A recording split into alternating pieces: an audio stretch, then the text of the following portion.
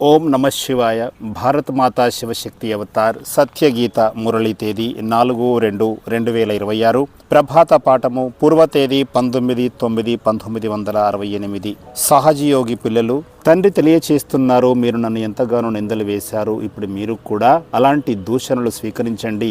ఎవరు నిందలు చేసినా నేను పట్టించుకోను అనే స్మృతి ఉన్నట్లయితే మీరు చాలా ఇష్టంగా సంతోషంగా ఇతరులకు తెలియచేస్తారు. భక్తి మార్గంలో అర్ధ కల్పము మీరు ఎన్నో ఇబ్బందులు పడ్డారు. భగవంతుని కలవడానికి ఎంతో కష్టపడ్డారు. తండ్రి భక్తి యొక్క ఫలితాన్ని మీకు ఇస్తున్నారు. అందరినీ స్వర్గంలోకి తీసుకువెళతారు. మధురాతి మధురమైన ఆత్మీయ పిల్లలకు ఆత్మీయ తండ్రి తెలియచేస్తున్నారు. మీకు ఇప్పుడు గుర్తుకు వస్తోంది, మేమే ఆది సనాతన దేవీ దేవత ధర్మంలో ఉండేవారమి. అప్పుడు మేము రాజ్యాన్ని నిర్వహించేవారమి. పిల్లలకు ఇప్పుడు గుర్తుకు వచ్చింది కదా, మేము విశ్వానికి అధికారులుగా ఉండేవారము. అప్పుడు ఒకే ధర్మము కొనసాగింది, మిగతా ధర్మాలు ఏవి కూడా లేవు. ఆత్మ యొక్క బుద్ధిలో జ్ఞానము ఉంటుంది. మేము సత్యయుగం నుంచి ఇప్పటి వరకు పునర్జన్మలు తీసుకున్నాము. 84 జన్మల యొక్క చక్రాన్ని పూర్తి చేశాము.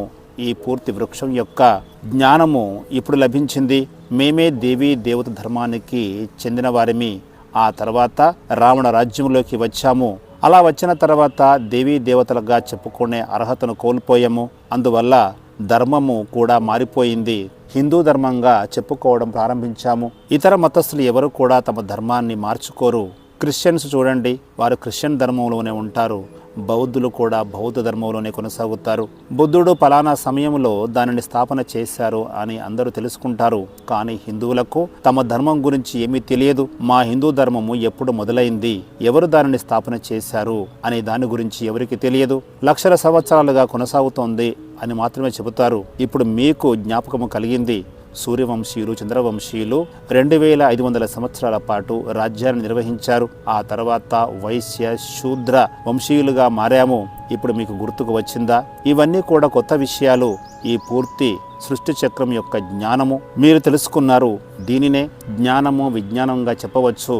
ఇలాంటి పేర్లు బయట పెట్టుకోవచ్చు, కానీ దాని యొక్క అర్థాన్ని తండ్రి మాత్రమే తెలియచేస్తున్నారు. జ్ఞానము యోగము దీని గురించి కానీ రచయిత రచన యొక్క ఆది మధ్య అంతిమాల గురించి కానీ ఎవరికి తెలియదు. ఇప్పుడు మీరు తెలుసుకుంటున్నారు. మాకు కూడా ఇంతకు ముందు తెలిసేది కాదు. నాస్తికులుగా ఉండేవారిమి. ఇప్పుడు మాకు జ్ఞాపకం వస్తుంది. భక్తి మార్గంలో కలియుగం యొక్క ఆయుష్ను లక్షల సంవత్సరాలుగా చెప్తూ వచ్చాము. ఇదంతా కూడా భక్తి మార్గంలోని గొప్పలుగానే భావించవలసి ఉంటుంది. తమకు తాము గొప్పలు చెప్పుకుంటూ ఉంటారు. ఇప్పుడు మీకు జ్ఞాపకం వచ్చింది, సత్యయుగంలో జ్ఞానం యొక్క ఆవశ్యకత ఉండదు. ఇక్కడ టీచర్ ద్వారా చదివి రాజ్య భాగ్యాన్ని ఉన్నతమైన పదవిని పొందుతారు. అంతే. మీరు నివసించడానికి కొత్త ప్రపంచము అవసరం ఉంటుంది. ఈ పాత ప్రపంచం పైన దేవతలు అడుగు పెట్టరు. అందుకే తండ్రి మీ కొరకు ఈ పాత ప్రపంచాన్ని సమాప్తం చేసి కొత్త ప్రపంచాన్ని స్థాపన చేస్తున్నారు. మా కొరకు ఈ పాత ప్రపంచము తప్పకుండా సమాప్తము కావలసిందే అని మీరు తెలుసుకుంటున్నారు. కల్పాంతరాలుగా మనం ఇలాగే మన పాత్రను పోషిస్తూ వస్తున్నాము. తండ్రి అడుగుతున్నారు, ఇంతకు ముందు మీరు నన్ను ఎప్పుడు కలిశారు? మనం ఏమైనా సమాధానం చెబుతాము? బాబా, మేము కల్పము క్రితము కలిశాము, మీ నుంచి రాజ్య భాగ్యాన్ని తీసుకున్నాము అని చెబుతారు.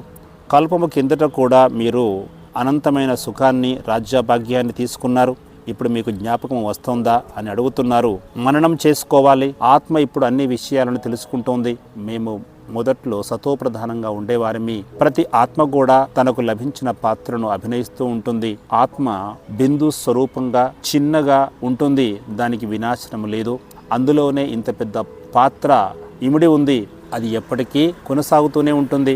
గతంలో నిర్వహించిన పాత్రని ఇప్పుడు తిరిగి పోషిస్తున్నాము. ఇందులో కొత్త విషయమేమీ లేదు. ఇందులో కొత్త విషయం కలవడం కానీ పాతదాన్ని తొలగించడం కానీ జరగదు.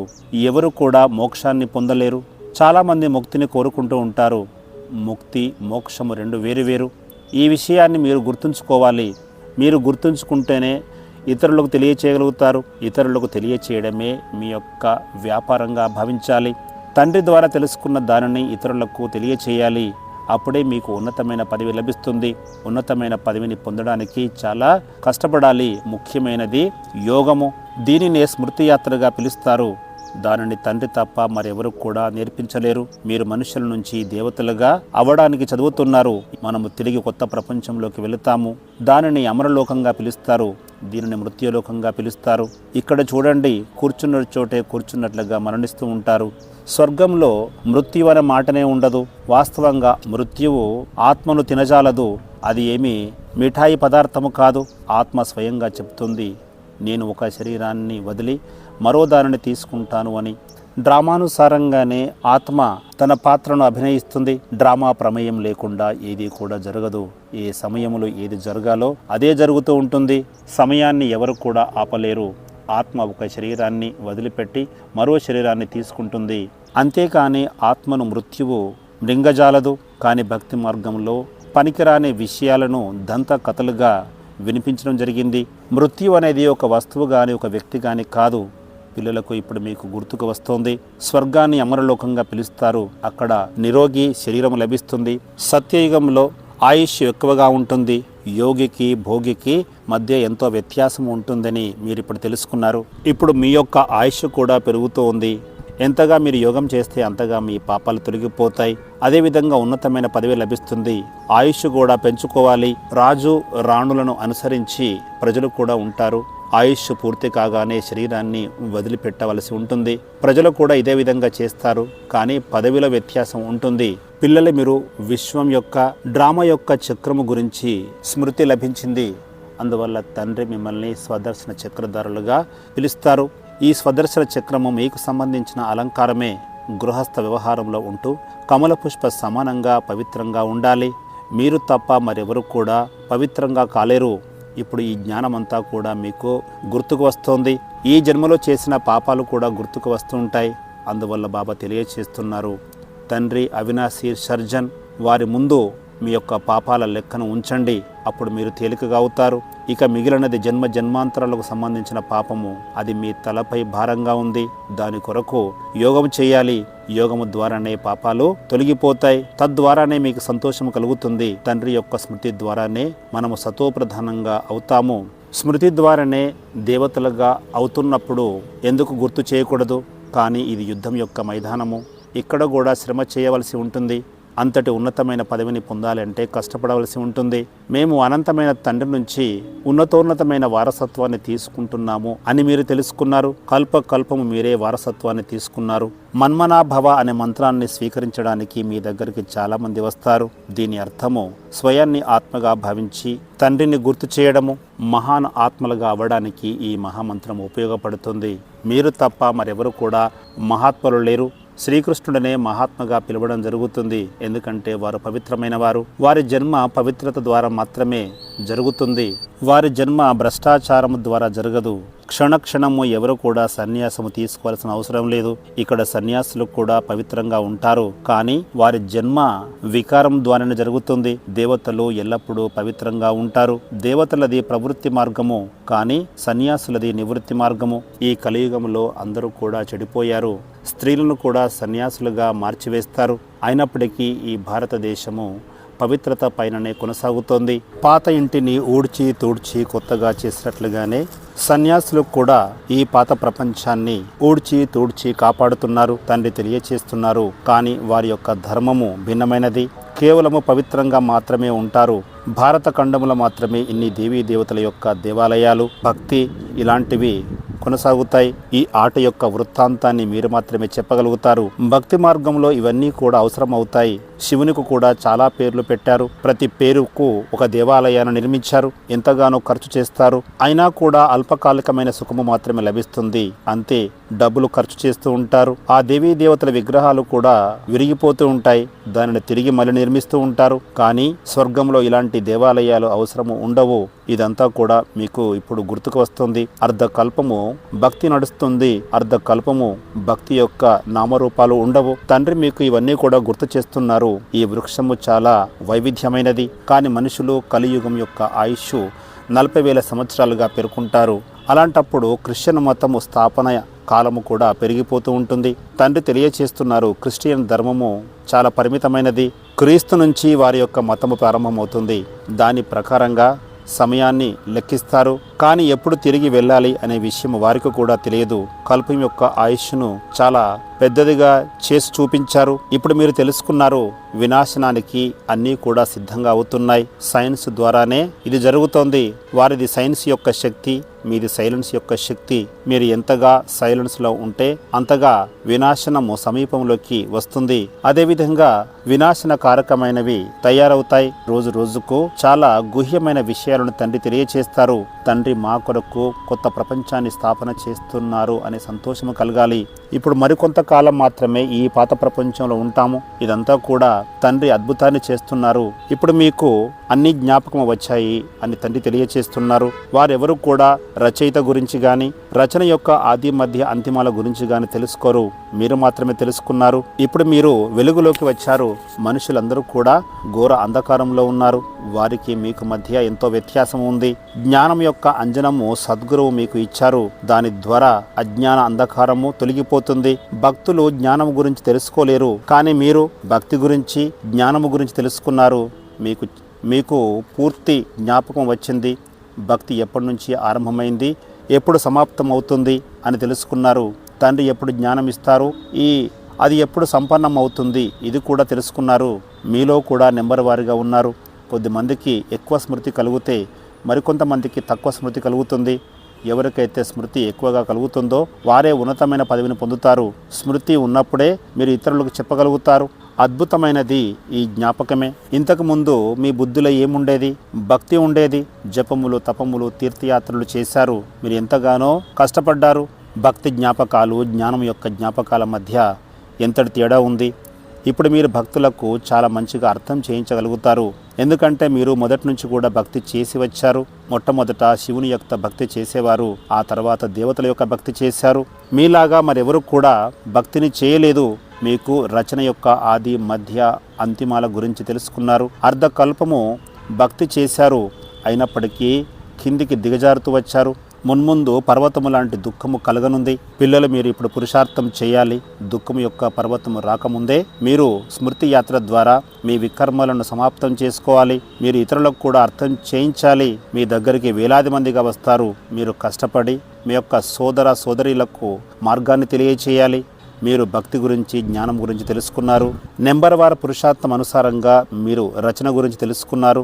ఎవరైతే ఎంతగా తెలుసుకుంటారో అంతగా ఇతరులకు తెలియచేయగలుగుతారు. అర్థం చేసుకోవాల్సిన బాధ్యత పిల్లలపైనే ఉంది. Son shows father. తండ్రి పేరు ప్రతిష్టలను కుమారుడే నిలబెట్టగలుగుతారు. తండ్రి పిల్లలకు తెలియచేస్తున్నారు. పిల్లలు మీరు ఇతరులకు తెలియచేస్తారు. ఆత్మలకి తెలియచేస్తారు. వారు మీ సోదరులు. భక్తి, జ్ఞానము రెండు భిన్నమైనవి. తండ్రి వచ్చి భక్తులకు ఫలాన్ని ఇస్తారు అనే మహిమ కూడా ఉంది.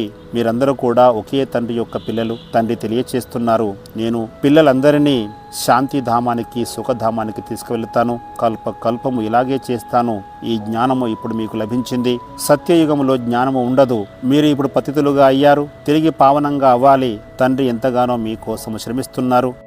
ఏ విధంగా బలిహారం కావాలి అంటే ఈ బ్రహ్మబాబును చూసి అనుసరించాలి అని తండ్రి తెలియచేస్తున్నారు. వీరే లక్ష్మీనారాయణులుగా అవుతారు. ఇంతటి ఉన్నతమైన పదవిని పొందారంటే వీరి వలె మీరు బలిహారము కావాలి. ధనవంతులు బలిహారము కాలేరు. ఇక్కడ ఉన్నదంతా కూడా స్వాహా చేయవలసి ఉంటుంది. ధనవంతులకు తమ యొక్క ఆస్తిపాస్తుల యొక్క స్మృతి ఉంటుంది. అంతిమ కాలంలో ఏది గుర్తుకు వస్తే దానినే పొందుతారు. ఈ ఉన్న ధనమంతా ఏమి చేసుకుంటారు? సేవలో ఉపయోగించకపోతే ఉన్నదంతా కూడా సమాప్తమైపోతుంది. దీనిని ఉంచుకొని ఏమి ప్రయోజనము? శరీరంతో పాటు శరీర సహితంగా అన్నీ కూడా సమాప్తమైపోతాయి. ఈ ఆస్తిపాస్తుల వల్ల ఎలాంటి ప్రయోజనము కలగదు. గరుడ పురాణములకు కూడా ఇలాంటి విషయాలు తెలియచేశారు. ఎందుకంటే భయాన్ని కలిగించడానికి తండ్రి తెలియచేస్తున్నారు. ఈ శాస్త్రాలు అవన్నీ కూడా భక్తి మార్గానికి సంబంధించినవి. అర్ధకల్పము భక్తి మార్గము కొనసాగుతోంది. రావణ రాజ్యము నడుస్తున్నప్పుడు భక్తి మార్గము నడుస్తుంది. రావణుడు ఎప్పటి నుంచి వచ్చారు అని ఎవరినైనా అడగండి. పరంపరగా వస్తున్నాడు అని తెలియచేస్తారు. పరంపరగా రావణుడు ఉండరు, మాట మాత్రంగా చెప్పేస్తారు. ఇప్పుడు పిల్లలు మీరు తెలుసుకున్నారు రావణ రాజ్యము ఎప్పటి నుంచి ప్రారంభమైంది. రచయిత రచన యొక్క స్మృతి మీకు కలుగుతోంది. ఇప్పుడు తండ్రి తెలియచేస్తున్నారు, నిరంతరము స్మృతి చేయండి, అప్పుడే మీ పాపాలు తొలగిపోతాయి. పరస్పరము ఒకరినొకరు అప్రమత్తం చేసుకోవాలి. బయట తిరగడానికి వెళ్ళినా కూడా ఇదే విషయాలు గుర్తుంచుకోవాలి. స్మృతి యాత్ర పైననే అన్ని ఆధారపడి ఉంటాయి. మీరు సామూహికంగా స్మృతి యాత్రను చేస్తూ వెళ్తున్నట్లయితే దాని ప్రభావము అందరిపైన పడుతుంది. ఈసాయి ధర్మంలోని వారు కూడా మౌనంగా వెళ్తూ ఉంటారు, క్రీస్తును గుర్తు చేస్తూ ఉంటారు, మరోవైపు చూడరు. మీరు కూడా ఎంతగానో స్మృతి చేయవచ్చు.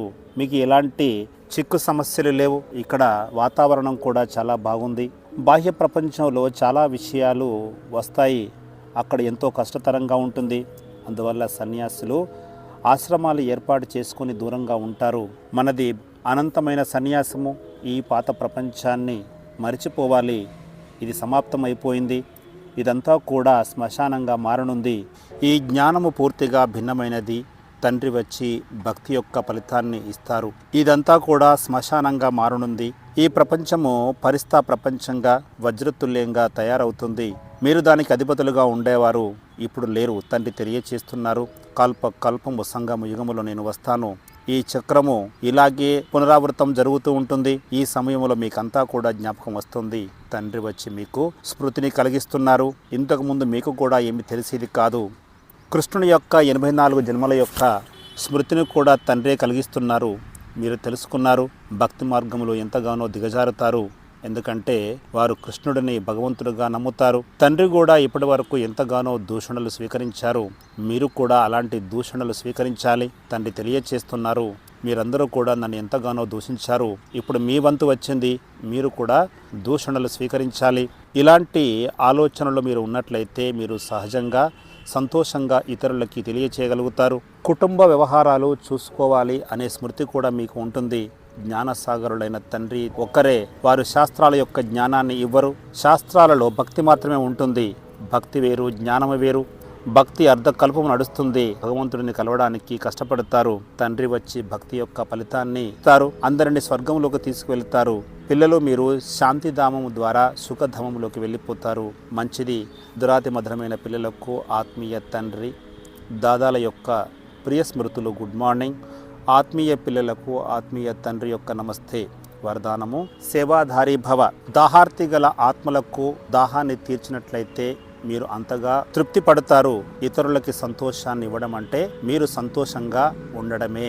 ఏ విధంగానైతే దాన పుణ్యాలు చేయడం ద్వారా ధనము పెరుగుతూ ఉంటుందో అలాగే ఆత్మలకు సంతోషము, శాంతి, శక్తిని ఇవ్వడం ద్వారా మీ స్వయంలో కూడా అవి సమృద్ధిగా పెరుగుతాయి. సేవ పైన మీకు శ్రద్ధ కలిగినప్పుడు నిద్రిస్తూ కూడా సేవ గురించి ఆలోచిస్తారు. నిద్రలో కూడా సేవ యొక్క మంచి ప్రణాళికలు మీకు తెలుస్తాయి. యోగము ద్వారా టచింగ్ లభించిన విధంగానే నిద్రలో కూడా మీకు కొత్త టచింగ్స్ లభిస్తాయి. నిద్రలో మీ యొక్క శ్రద్ధకు ఫలితం లభిస్తుంది. అందువల్ల సేవాదారి పిల్లల ద్వారా ఏమి వస్తుంది? బాబా మరియు సేవ, అంతకు మించి మరేది కూడా ఉండదు. ఓం నమః శివాయ.